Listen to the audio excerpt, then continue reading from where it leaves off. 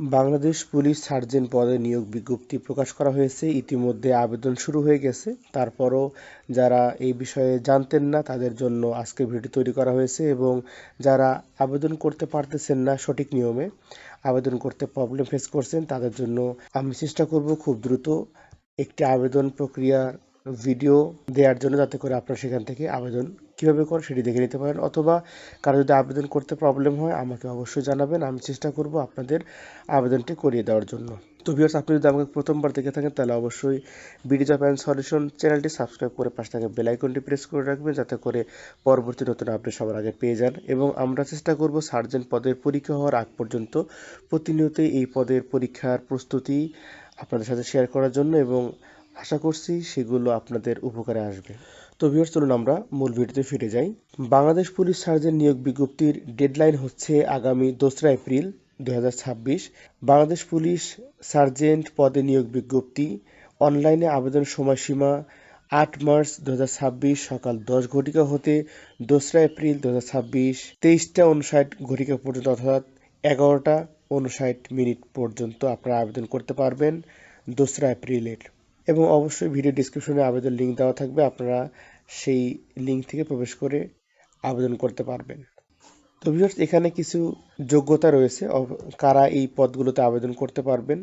তারা হচ্ছেন বয়সের বিবেচনায়, যোগ্যতা এবং অভিজ্ঞতার বিবেচনায় আবেদন করতে পারবেন। প্রার্থীর বয়স 2রা এপ্রিল 2026 খ্রিস্টাব্দ তারিখে 19 থেকে 27 বছর হলে আপনি আবেদন করতে পারবেন। অর্থাৎ আপনার বয়স যদি 19 থেকে 27-এর মধ্যে থাকে তাহলে আপনি আবেদন করতে পারবেন 2রা এপ্রিলের। 2রা এপ্রিলে যদি আপনার বয়স 19 থেকে 27 বছর থাকে তাহলে কিন্তু আপনারা আবেদন করতে পারবেন। এবং বীর মুক্তিযোদ্ধা, শহীদ মুক্তিযোদ্ধা, বীরাঙ্গনার সন্তানদের ক্ষেত্রে সর্বোচ্চ 32 বছর পর্যন্ত কিন্তু শিথিলযোগ্য। এবার আসি আমরা শিক্ষাগত যোগ্যতার ক্ষেত্রে। শিক্ষাগত যোগ্যতা যে কোনো অনুমোদিত বিশ্ববিদ্যালয় হতে ন্যূনতম স্নাতক ডিগ্রি প্রাপ্ত হতে হবে, মোটরসাইকেল চালানোর দক্ষতা থাকতে হবে, কম্পিউটার দক্ষতা সম্পন্ন হতে হবে, এবং অবশ্যই বাংলাদেশি জন্মসূত্র হতে হবে। এবং বৈবাহিক অবস্থা কোনোভাবেই বিবাহিত বা তালাকপ্রাপ্ত হওয়া যাবে না। এখানে ক্লিয়ার করে বলে দিয়েছেন প্রার্থীদের অবশ্যই অবিবাহিত হতে হবে।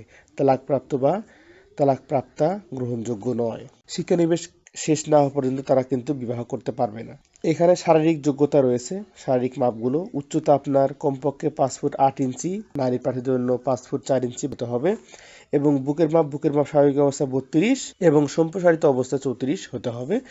মেয়েদের জন্য এই মাপটি প্রযোজ্য নয়। ওজনের ক্ষেত্রে বয়স এবং উচ্চতার বিবেচনা করে বিএমআই মাপা হবে। এই বিএমআই অনুযায়ী কিন্তু আপনাদের ওজনটা নির্ধারণ করা হবে। দৃষ্টিশক্তি 6/6 থাকতে হবে, দুজনের জন্য সমান। তো ভিউয়ার্স, এখানে আপনাদের আবেদন কিভাবে করবেন তার ধাপগুলো বর্ণনা করা হয়েছে, আপনারা চাইলে দেখে নিতে পারেন। এবং প্রিলিমিনারি স্ক্রিনিং যারা নতুন রয়েছেন, এবার প্রথম সার্জেন্ট পদে আবেদন করতেছেন, তাদের জন্য বলবো যে এই প্রিলিমিনারি স্ক্রিনিং এগুলো একটু দেখে নেবেন। শারীরিক মাপ, কাগজপত্র, কী কী কাগজপত্র লাগে। আপনারা অনেকেই ভুল করে থাকেন যে মাঠে কাগজপত্র নিয়ে যান না, তো আপনারা অবশ্যই দেখবেন এখানে কী কী কাগজপত্র কত কপি করে নিয়ে যেতে বলছে, এগুলো একটু দেখে রাখবেন। শারীরিক মাপ ও কাগজপত্র যাচাইকরণ, শারীরিক সক্ষমতা যাচাই পরীক্ষা, এগুলা আপনারা একটু দেখে নিলে হবে। সার্কুলার একটু ভালো করে পড়বেন, আশা করছি বুঝতে পারবেন।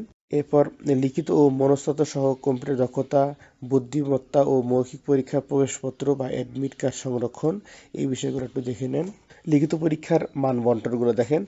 লিখিত ও মনস্তত্ত্ব পরীক্ষায় নিম্নোক্ত 3 বিষয়ে মোট 250 নম্বরের পরীক্ষা হবে। দেখেন, প্রথমে ইংরেজি, বাংলা ও কম্পোজিশন হবে 100 মার্কের 3 ঘন্টা সময়, এবং তারপরে সাধারণ জ্ঞান এবং গণিত হবে 100 মার্কের 3 ঘন্টা সময়।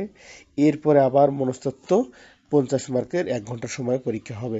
আপনাদের এই পরীক্ষা হওয়ার পর তারপর তারা সেখান থেকে SMS এর মাধ্যমে আপনাদের ফলাফল জানিয়ে দিবে, এবং এরপর আপনাদের কম্পিউটার দক্ষতা পরীক্ষা হবে, এবং তারপর বুদ্ধিমত্তা বা মৌখিক পরীক্ষা হবে।